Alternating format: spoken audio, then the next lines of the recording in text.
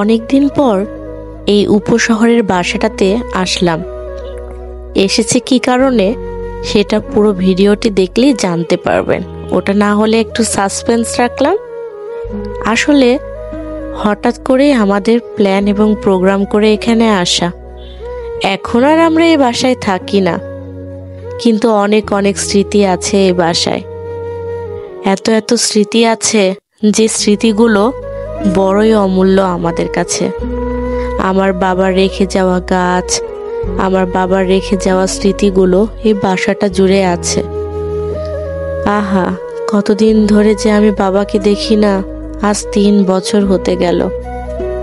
আসছে মৃত্যুবার্ষিকীতে আমার বাবার কাছে আমার বাবার জন্য অনেক অনেক দোয়া। আমার বাবার জন্য আপনারা সবাই দোয়া করবেন। এই যে দেখুন, খুব সুন্দর এই ফুলের গাছটা, এটা আমার বাবার করে রাখা গাছ। এই গাছটা আমার বাবা খুব যত্ন করে ছাঁটাই করে সুন্দর করে রেখে গিয়েছিল।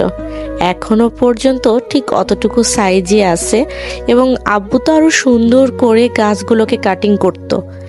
তো যদিও এখন আর এখানে থাকা হয় না, তাই সম্পূর্ণ দেখাশোনা এখন রহমান আঙ্কেলই করছে। কোভিডের ওসিলায় চলে গেল আব্বু। ওপারের দেশে আমার আব্বু যেন অনেক ভালো থাকে, এটাই আল্লাহর কাছে চাই। আপনারা আমার বাবার জন্য অনেক অনেক দোয়া করে দিবেন। এখানে যে গাছটা দেখতে পাচ্ছেন, এই আমের গাছটাকে আমার আব্বু একটু টেকনিক্যালি হ্যান্ডেল করেছে। কেমন করে? এটা একটা গাছ যে গাছে কখনোই আম ধরতো না। আব্বু সেই গাছে প্রায় 2-3 প্রকারের আমের কলম, মানে গাছের কলম করেছে 2-3 প্রকার আমের। তা আব্বু যেদিন মারা যায় ঠিক সেই বছরে আপনার 5 থেকে 6টা আম ধরেছিল। এবার প্রায় 10 থেকে 15টার মতো আম ধরেছে। তো আমরা মূলত এখানে এসেছি এই গাছের আমটা একসাথে সবাই মিলে পারবো বলে, নতুন করে স্মৃতিচারণ করতে চাই। তো খুব ভালো লাগছিল অনেকদিন পরে বাসাতে এসে। আম্মু যেহেতু এখন এই বাসায় থাকে না, দেখতে পাচ্ছেন আমাদের বাসায় আমার বাবা চলে গেছে তো কি হয়েছে, আমাদের জন্য আল্লাহ তাআলা আর একটা বাবা পাঠিয়েছে। এই যে টুকটুকা বুড়া, মাশাআল্লাহ, আল্লাহুম্মা বারিক লাহু।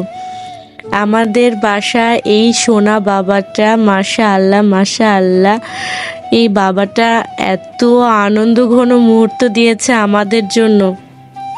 আমাদের লাইফে নতুন করে রং এনেছে এই বাবাটা, আমাদের ঈশা বাবা। আল্লাহ ওকে অনেক ভালো করুক, অনেক বড় করুক, দীর্ঘায়ু করুক, ইমানের সাথে বড় করার তৌফিক দান করুক। আমিন আমিন আমিন। দেখুন কত সুন্দর করে টুকটুক করে তাকাচ্ছে আমাদের এই বুড়াটা। তো আমরা চাচ্ছিলাম আম গাছ থেকে প্রথম আমটা ঈশা বাবুকে দিয়েই পাড়াতে, কারণ আব্বুর হাতে লাগিয়ে যাওয়া গাছে আমটা ছেলে মানুষ বলতে আমাদের বাসার প্রথম ছেলে বাচ্চাকে দিয়েই পাড়াতে চাচ্ছিলাম। তো সেটাই করেছি। এই যে এই গাছটা দেখতে পাচ্ছেন, এই গাছের ছোট টুনটুনি পাখি কিন্তু বাসা করে থাকে জানেন, খুব ভালো লাগে। বাড়িটা কেমন যেন ফাঁকা। এখান থেকে চলে যাওয়ার ইচ্ছে মোটেই ছিল না, কিন্তু আম্মুকে একা রেখে এ বাসাতে আমাদের একটু বেশি টেনশন লাগছিল। আর দ্বিতীয়ত বাসাটার পরিবেশ একদমই চেঞ্জ হয়ে গিয়েছিল, বাড়িটা পুরো ড্যাম হয়ে গিয়েছে। আরও একটি বিষয় হচ্ছে যে এই বাড়িটাতে বর্ষাকালে মানে আশেপাশের রাস্তা উঁচু হয়ে যাওয়ার কারণে পানি জমে অনেক বেশি, এবং অনেক পানি জমার কারণে আমাদের ফার্নিচারগুলো একদম নষ্ট হয়ে যাচ্ছিল, যার কারণে আমাদের সাডেনলি বাসাটা চেঞ্জ করতে হয়েছে। এখন যেখানে থাকছি সেখানকার পরিবেশটা মোটামুটি আলহামদুলিল্লাহ সুন্দর এবং অ্যাডজাস্ট করার মতো। এই যে দেখুন ইস্তিয়াকের কোলে কেমন মানিয়েছে ওকে, খুব কমফোর্টেবল। আমাদের ঈশা বাবু কিন্তু মেয়ে মানুষের থেকে ছেলে মানুষের কোলে থাকতে বেশি পছন্দ করে জানেন তো। তো এই জন্য ওই ওর খালুর কোলে, মানে তার ছোট খালুর কোলে উঠে সে ভীষণ আনন্দ ফিল করছিল। তো দেখতেই পাচ্ছেন আব্বুর হাতে লাগানো গাছে খুব সুন্দর ফুল ধরেছে। আগে তো অনেক অনেক ফুল ধরতো, আপনারা হয়তো বা আমার ছোট ছোট রিলসগুলো দেখেই জানতে পারবেন। তো আমরা এখানে আম পাড়া স্টার্ট করেছিলাম এবং আমরা সবাই মিলে আম পাড়ছি, ভীষণ আনন্দ করছিলাম আর সবাই মিলে আম পাড়ছিলাম, একটা একটা করে আম পাড়ছিলাম। কি যে ভালো লাগছিল, হাতের কাছে আম তো এই জন্য দাঁড়িয়ে থেকে আমগুলো ছিঁড়তে ভীষণ ভালো লাগছিল। আর এদের কাণ্ডটা দেখুন, একসাথে 3 জন মিলে একটা আম পাড়তেছে, এটা কোনো কথা? তো যাই হোক, ফাইনালি আমাদের আমগুলো পাড়া হলো। মোটামুটি প্রায় 10 থেকে 15টা আম ছিল, যেটা আমি আগেই বলেছি। খুব বেশি আম ধরেনি, কলম করা গাছে এতগুলো আম ধরবে আমরাও আসলে ভাবতে পারিনি যে এতগুলো আম ধরবে। রহমান আঙ্কেল আমাদের গাছগুলোকে খুব সুন্দরভাবে দেখাশোনা করেছে, এর জন্য থ্যাংক ইউ রহমান আঙ্কেলকে, এত সুন্দর করে আমাদের গাছগুলোকে দেখাশোনা করার জন্য। আর আমাদের বাবারটাই, বাবা সোনা বাবাটার জন্য একটু দোয়া করে দিবেন আপনারা। আর আমরা আসলে এই আনন্দঘন মুহূর্তটা এত ভালোভাবে এনজয় করেছি কি বলবো। আর অতটুকু গাছে আমরা শুধুই আম খুঁজে বেড়াচ্ছিলাম যে আর আম কোথায় আছে। তো মোটামুটি অনেক কয়টাই আম পেয়েছি, কিন্তু তারপরও গাছের ভিতরে ভিতরে বেশ কয়েকটা আম ছিল যেগুলো আমরা খুঁজে পাচ্ছিলাম না।